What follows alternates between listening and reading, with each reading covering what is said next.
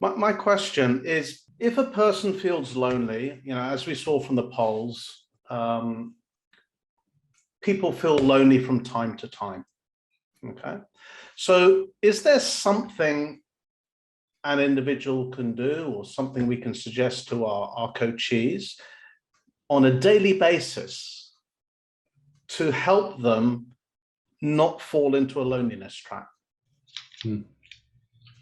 Yes, be vulnerable and talk, because if we want to expect someone to be honest and open with us, we need to perhaps disclose something else ourselves, maybe with our children or our parents or relatives or friends or colleagues.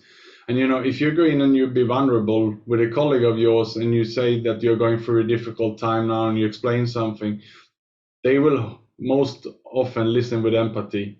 And after that, how often is it that they will reply saying, "Oh, by the way, I also went through that last year," or "My wife is going through that right now." And once that happens, suddenly you're building that trust. You're both being vulnerable with each other. And Rick, let me just very briefly share with you one story, because there's one lady who is inside the book that I interviewed, who worked in the bank industry, and she went through loneliness and depression so far that she actually planned her own suicide. She rehearsed it twice. She didn't execute it. Luckily, she got help just in time.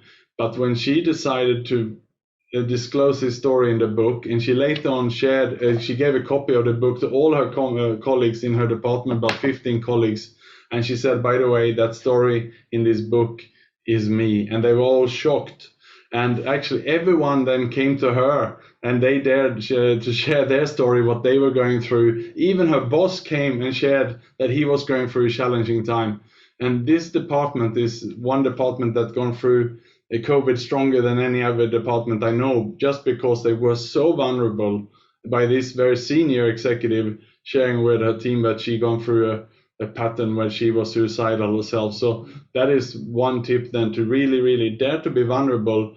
And if you want to have one homework for today, all of you think about one thing that one person you can be vulnerable with and open up to, and you will just have, that will be the beginning of a beautiful relationship.